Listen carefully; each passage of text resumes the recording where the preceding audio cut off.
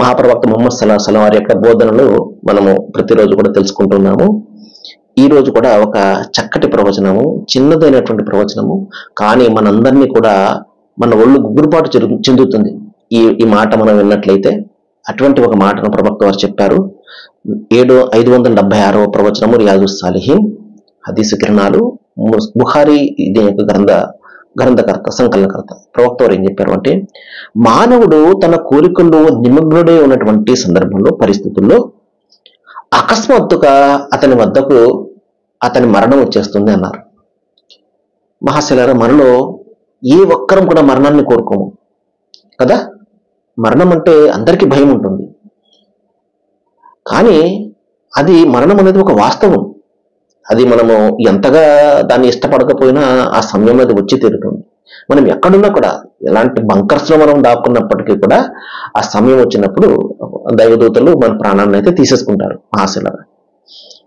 అయితే మనిషి ఆ సమయంలో ఎలాగుంటాడు? తన కోరికలో నిమగ్నమైపోయి, నేను ఎన్నడూ కూడా దైవం వైపుకు మరలే పరిస్థితి లేదు, ఒకవేళ నేను వెళ్ళినప్పటికీ కూడా నాకు అక్కడ కూడా బాగానే జరుగుతుంది అన్న ఒక రకమైనటువంటి అభిప్రాయంలో ఉండిపోతారు చాలా మంది.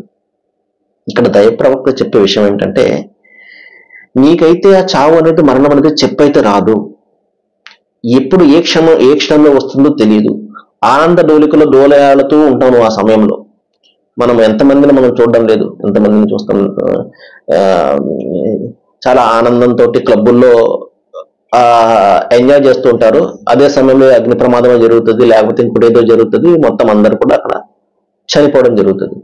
కాబట్టి చావు అనేది నువ్వు ప్రశాంతంగా ఉన్నప్పుడు వచ్చేది కాదు, ఏ సమయంలోనూ వచ్చేస్తుంది. అయితే అది రాకముందే మహాశిలారా, మన జీవితాన్ని మనం సద్వినియోగపరచుకోవడానికి కృషి చేయాలి. అది వచ్చేసిన తర్వాత అయితే మనం ఏమి కూడా చేయలేము. కాబట్టి ఎప్పుడు కూడా అలర్ట్ గా మనము ఈ విషయాన్ని ఎప్పుడు మన మనసులో పెట్టుకుంటూ ఉండాలి. అదేంటంటే, ఏ క్షణంలోనైనా నేను ఈ ప్రపంచాన్ని విడిచి వెళ్ళిపోయే పరిస్థితి ఎప్పుడైనా అదే వెళ్ళిపోవచ్చు. ఇక్కడ బాటసారిని మాత్రమే, నేను కొద్ది కాలం పాటు ఇక్కడ ఉండడానికి మాత్రమే దైవం నాకు ఈ శరీరాన్ని ఇచ్చాడు. ఈ శరీరాన్ని ఇక్కడ ఇచ్చినటువంటి దైవం ఇచ్చినటువంటి ఏదైతే ఉందో, ధనం కావచ్చు, మరొకటి కావచ్చు, దాన్ని జాగ్రత్తగా వినియోగించుకుని, ఈ శరీరాన్ని జాగ్రత్తగా దాన్ని యూజ్ చేసుకుని తిరిగి దైవానికి అప్పగించేయాలి. ఇది మంది కాదు కదా, దైవం ఇచ్చింది కదా, సృష్టికర్త ఇచ్చింది కదా, ఆయన వద్దకు నేను వెళ్ళిపోవాలి. ఇక్కడ ఇచ్చినటువంటి జీవితానికి నేను సమాధానం చెప్పుకోవాలి. ఈ ఆలోచనతోటి బతుకుతున్నటువంటి వ్యక్తి చాలా అలర్ట్ గా ఉంటాడు. మరణం గురించి ఎంత మాత్రం భయం ఉండదు. అతను మరణాన్ని ఆహ్వానిస్తాడు. మరణానికి ముందు అతను తన జీవితాన్ని సద్వినియోగపరుచుకుంటాడు. సర్వేజన సుఖభవంతు. వాఖిరు దవానా అనిల్ హమ్దులిల్లాహి రబ్బిల్ ఆలమీన్.